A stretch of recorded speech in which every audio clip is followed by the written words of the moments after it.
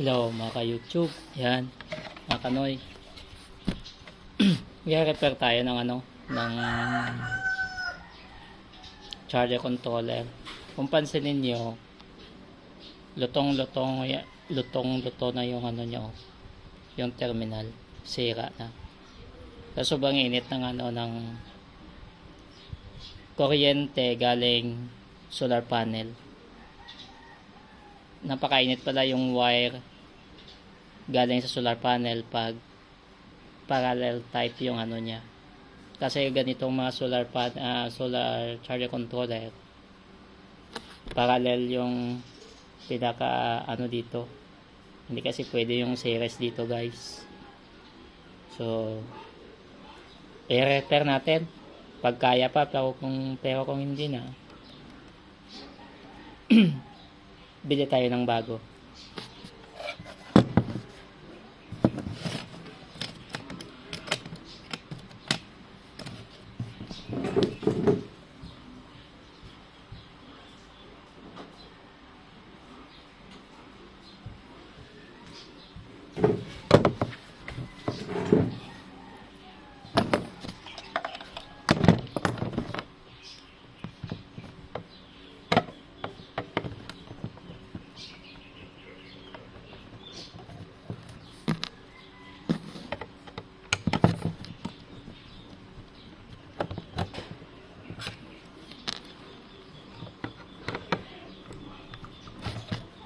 Ito yung DIY talaga.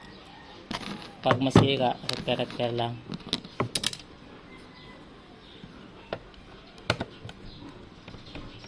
Tama yung sinasabi ng ibang vlogger na basta DIY, gusto mo ng kalikot talaga. So pansinin nyo mga ka-YouTube, to solid wire na po ito. So sinulda ko na lang doon, built-in na. Yun, built-in na siya. So masensya na hindi nakita ng camera. Yan. Yun, wala na talaga. Sunog na talaga siya. Yung wire, wala na, sunog na.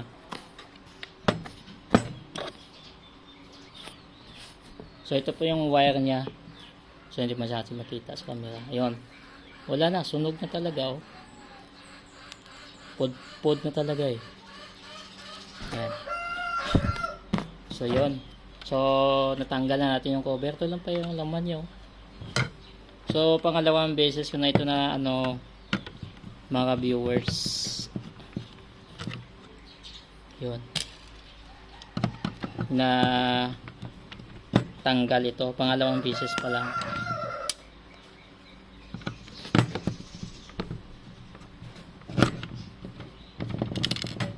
Uy, nalaglag sa loob.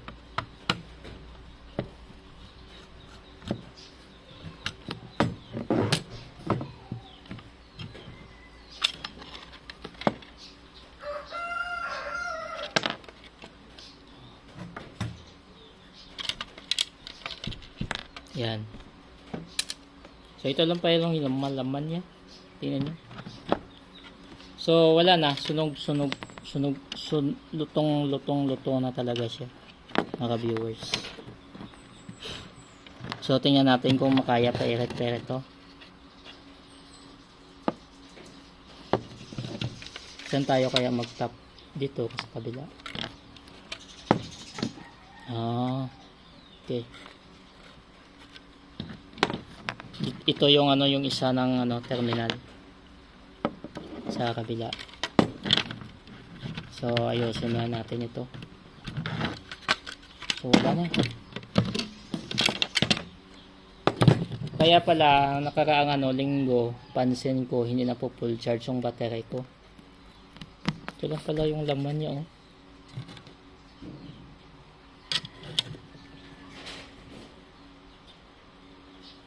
Ayun, yung isa. Built-in na siya kasi na, solid wire ang linagay ko. Yun. So, gumagana naman siya talaga.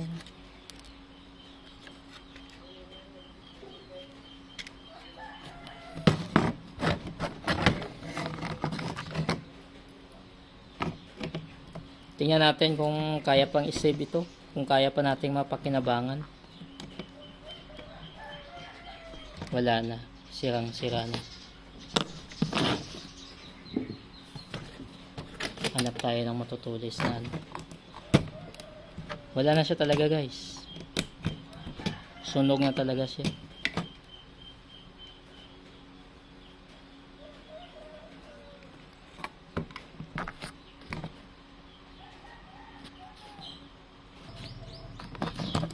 Grabe siya oh. Tingnan nyo guys. Wala na, sunog na talaga. Kalat ng lamisa ko. So nakakatuwa siya na ganito yung ano.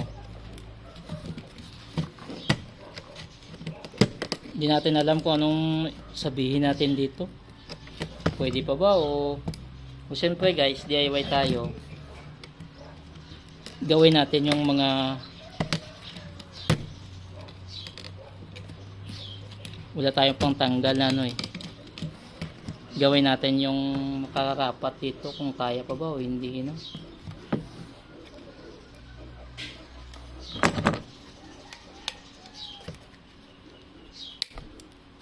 O tingnan nyo, sunog-sunog na talaga siya.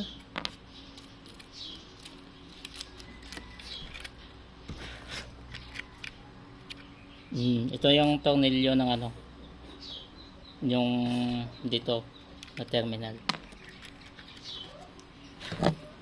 So try natin kung magagana pa siya. Nakaraan kasi sinubukan ko yung nauna kong i-repair. Okay siya, gumagana.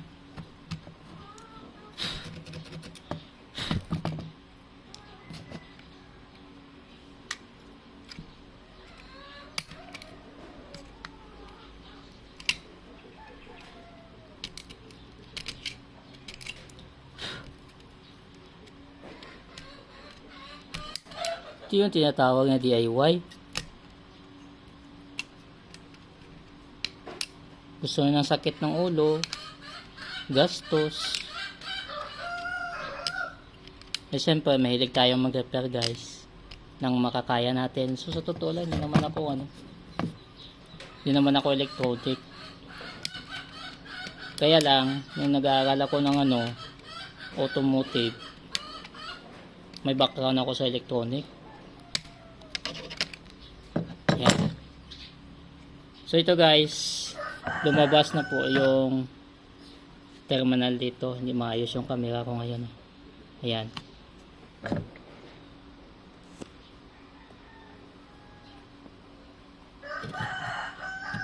Ayan. Blurred yung camera ko ah. Ayun.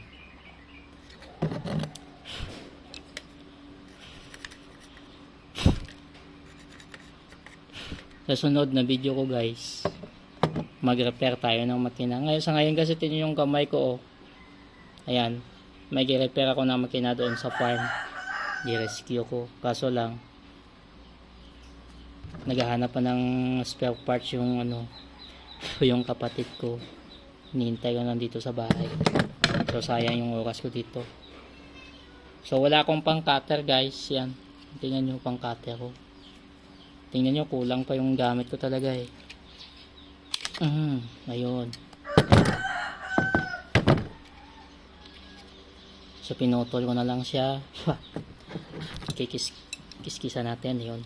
Kiskis. So hindi malinaw yung camera ko ah. Mahirap talaga yung walang nag-video. So self-employed lang talaga ito guys. Ayan.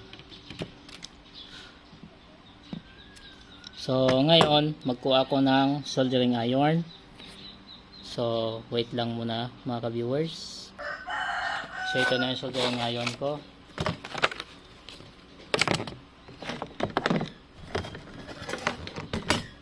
So mahirap pala magano. So painitin na natin.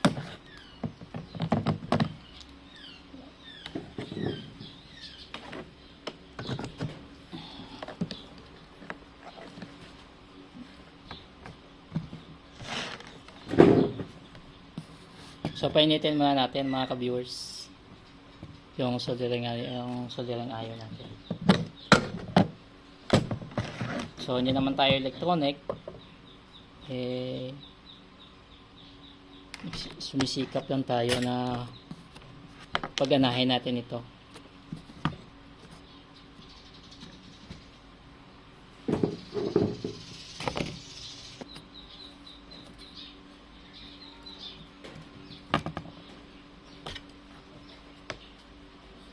So kahit paghawak sa may ikuan, paghawak ng soldering iron, balik awot.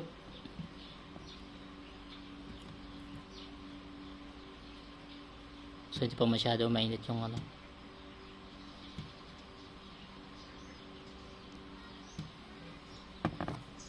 Palitan natin yung ano, led.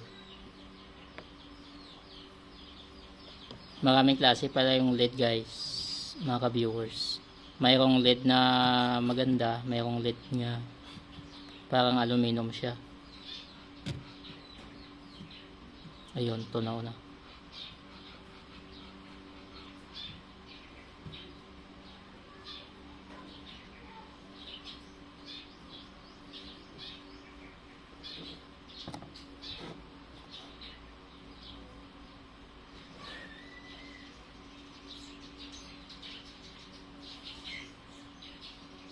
Ayun.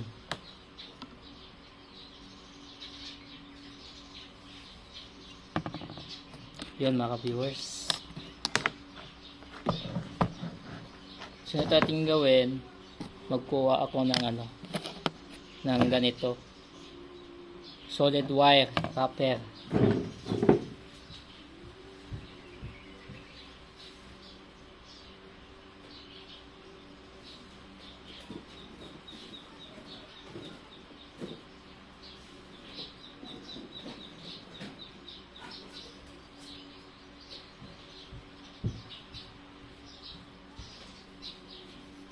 So ito na.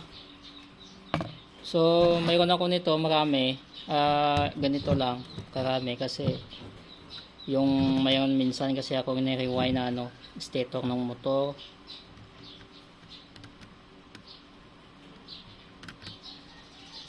So sa stator ng motor, ito yung kailangan na mga size. Yan.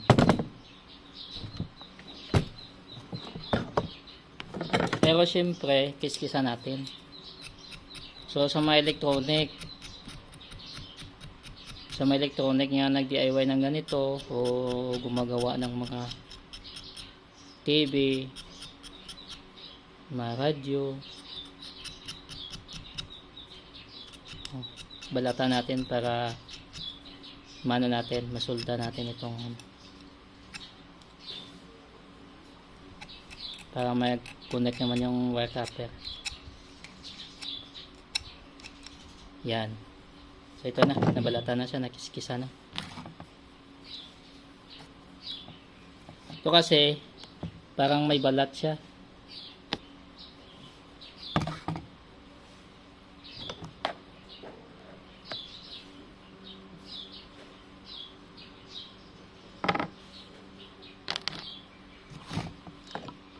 So lagyan natin ng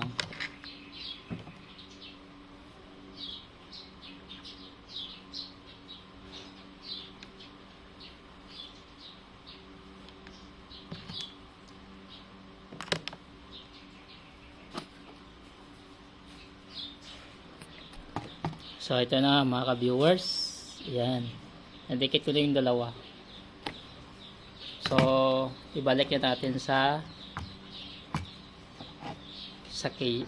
cover niya, sa casing niya.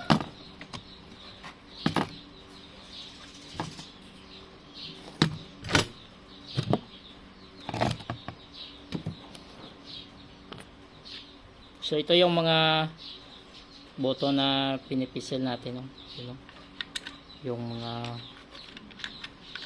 adjustment niya. Yan. Baliktad. Ito pala yung laman niya. Tingnan niyo mga viewers. LCD niya, tapos USB, kapasitor, Tapos ito yung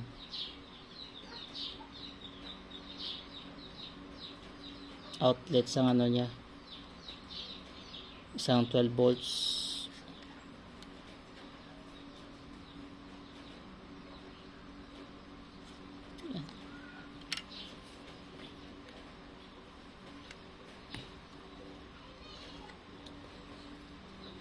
So ibalik na natin.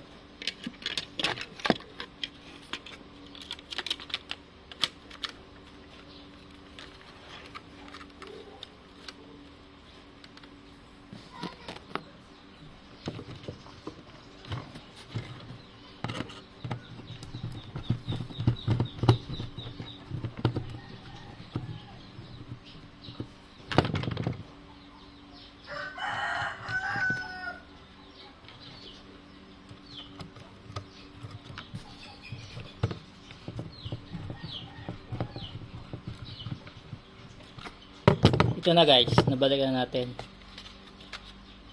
So ito na yung pinaka ano niya. So syempre hindi na natin yung mahigpitan kasi wala nang mga bolt ng ganito. Yan, wala na, tanggal na. Ibalik natin yung cover. Yan.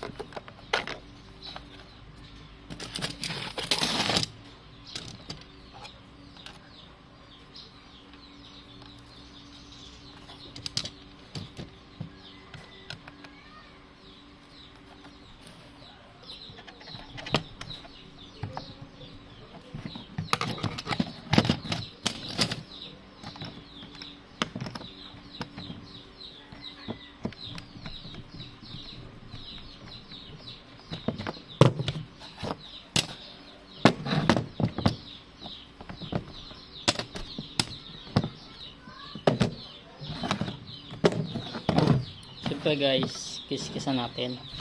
Oh! Nahulog pa yun noon. Buti na lang walang malo.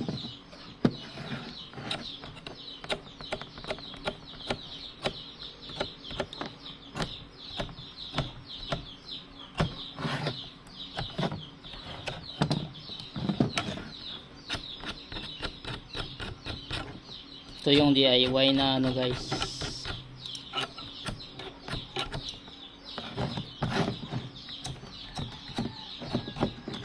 Siyempre dito tayo sa probinsya. Ayun.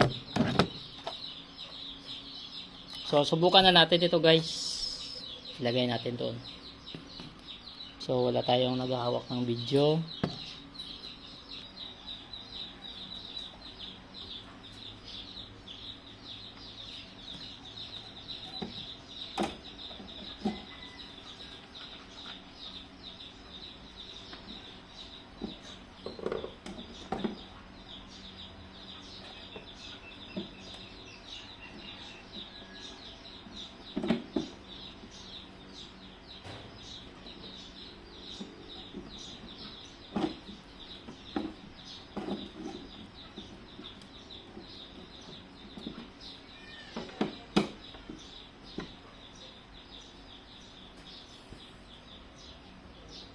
So ilipat na natin yung camera natin.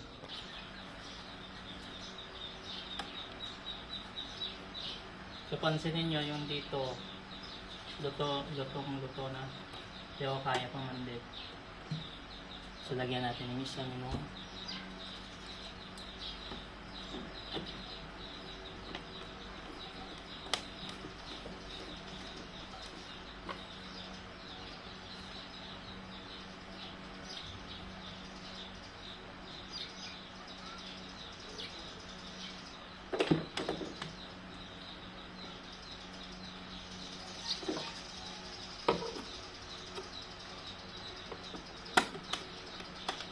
ay naku, wala, palpak.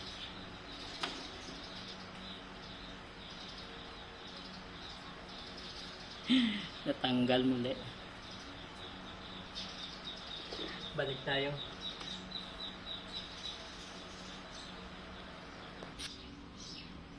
Natanggal siya muli guys. kunin ko yung tinanggal.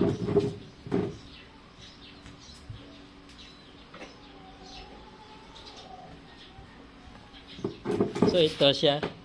So ulit naman tayo. Yung una kong ginawa, yun yung natanggal. So yung pangalawa, okay naman.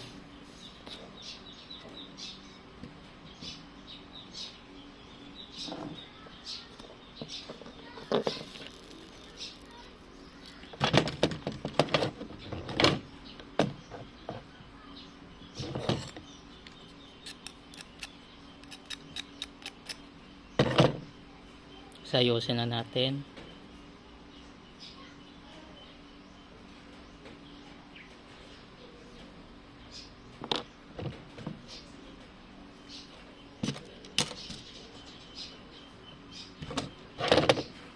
So sayang lang yung oras natin, lalong tumatagal.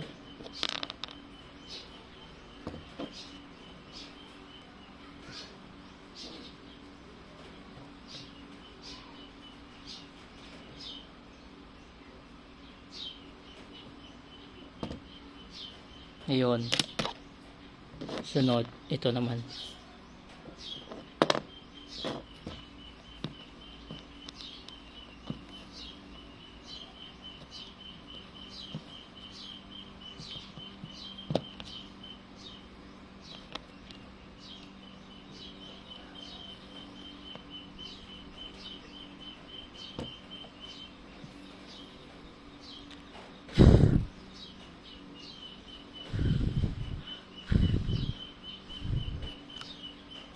So yun, sumunod naman siya.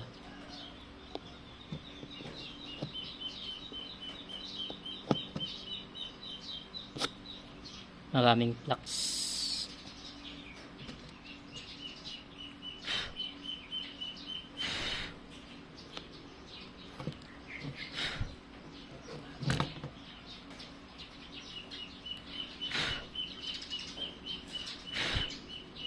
So okay na.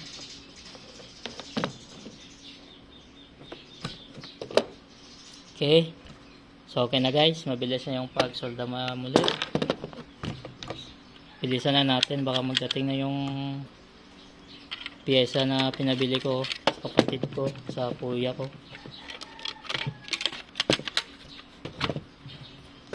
So after na natin, na repair natin muli kasi natanggal, assemble natin. Subukan natin doon. So palitan na lang natin yung isang wire.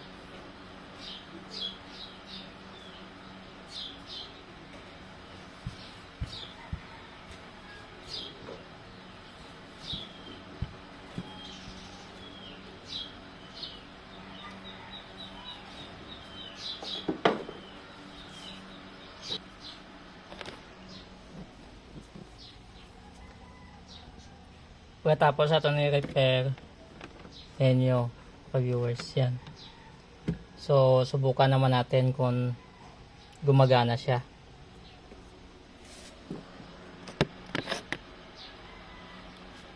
So medyo malayo sa camera. Patanggalin muna natin yung ililipat natin yung linya ng solar sa LJoy. Galing sa LJoy, mga viewers. Ayan, tanggalin natin.